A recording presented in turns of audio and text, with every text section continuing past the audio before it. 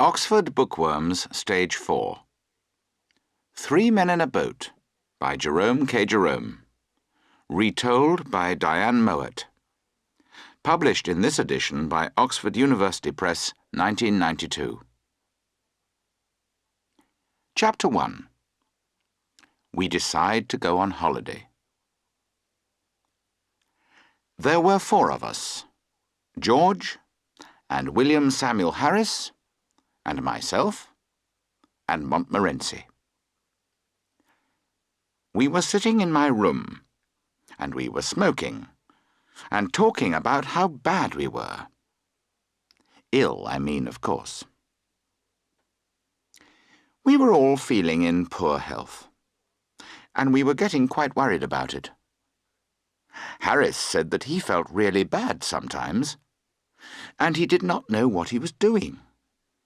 And then George said that he felt bad too, and that he did not know what he was doing either.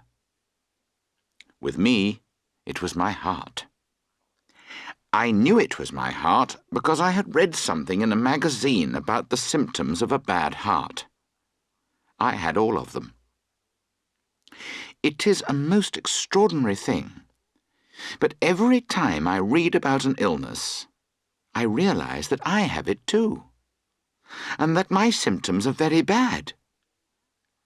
In fact, my health has always been a worry. I remember one day I had a little health problem, and I went to the British Museum library to read about it. I took the book off the library shelf and I began to read. After some time, I turned over the page and I began to read about another illness. I don't remember the name of the illness, but I know it was something really terrible. I read about half a page, and then I knew that I had that disease too. I sat there for a time, cold with horror. Slowly, I began to turn over more pages. I came to a disease which was worse than the last one. I began to read about it, and as I expected, I had that disease too. Then I began to get really interested in myself, so I went back to the beginning of the book. I started with the letter A, and I read from A to Z. I found that there was only one disease which I did not have. This made me a little unhappy. Why didn't I have that disease too? When I walked into that reading room, I was a happy, healthy young man. When I left, I was a very sick man, close to death. But I was talking about my heart. Nobody understood how ill I really was. I had this bad heart when I was a boy.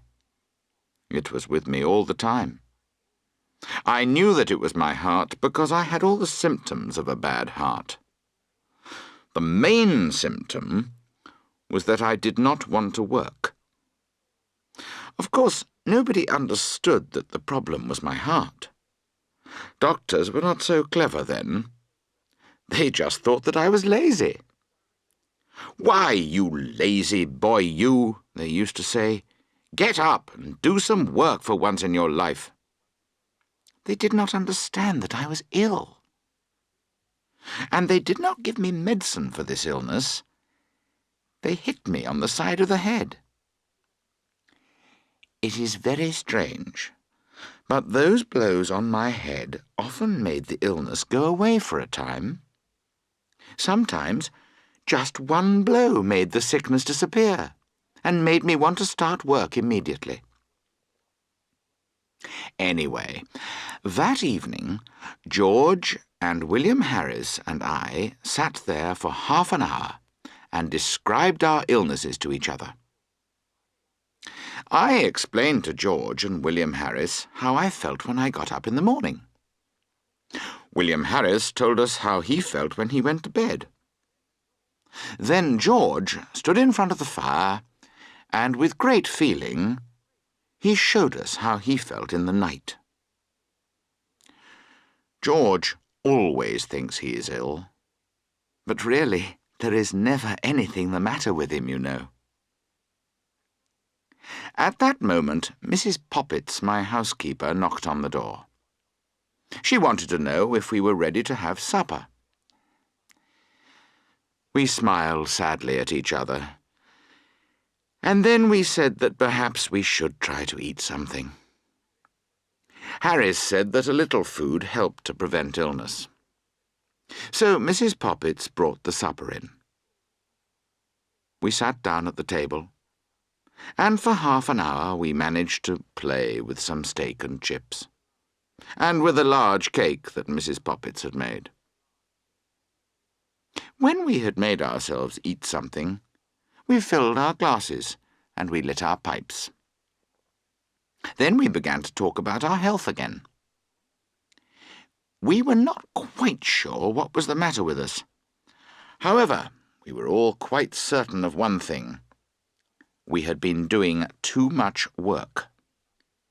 "We need a rest," Harris said. "A rest and a change," George added. I agreed with George, and I said that perhaps we could go to the country. We could find a nice, quiet place, and we could sit in the warm summer sun. We could go somewhere peaceful, far away from other people. Harris said that he thought that would be awful. He added that he had been to a place like that once. Everyone went to bed at 8 o'clock, and he had to walk for an hour to buy cigarettes and a newspaper. "No," Harris said. "If you want a rest and a change, then the sea is best." I said that this was a terrible idea. A sea trip is fine if you are going for a month or two, but not for a week. I know what it is like. You start out on Monday, and you think that you are going to enjoy yourself. You wave goodbye happily to your friends. You walk up and down on the ship like Captain Cook, Sir Francis Drake, or Christopher Columbus. On Tuesday, you wish that you had not come. On Wednesday, Thursday, and Friday, you wish that you were dead. On Saturday, you are able to drink something. You begin to smile a little at the kind people who ask you how you are. On Sunday, you start to walk again, and you eat a little. And on Monday morning, as you stand and wait to get off the ship, you begin to enjoy yourself. I remember that a friend of mine once took a short sea trip from London to Liverpool for his health. He bought a return ticket, but when he got to Liverpool, he sold it, and he came back by train. So I was against the sea trip. Not for myself, you understand. I am never seasick. But I was afraid for George. George said he would be fine. In fact, he said he would quite like it, but he thought that Harris and I would both be ill. Harris said he was never seasick. In fact, he had often tried to be ill, but he had not succeeded. It is very strange, but when you are on land, you never meet anybody who has ever been seasick. So George said, "Well, let's go up the river then." He added, "We'll have fresh air on the river. The hard work on the boat will make us hungry, so we'll enjoy our food. We'll sleep well too." Harris replied, "Well, you never have any trouble sleeping anyway. In fact, you're always going to sleep." But in the end, Harris agreed that it was a good idea. I thought that it was a good idea too. The only one who did not like the idea was Montmorency. "It's different for me," his face said. "You like it, but I don't. There's nothing for me to do. I don't smoke. I don't like looking at the trees and the flowers. And when I'm asleep, You'll play about with the boat and I'll fall over the side. Montmorency's idea of a good time is to collect together all the most awful dogs he can find, and then go round the town looking for other awful dogs to fight. But we were 3-1, so we decided to go anyway.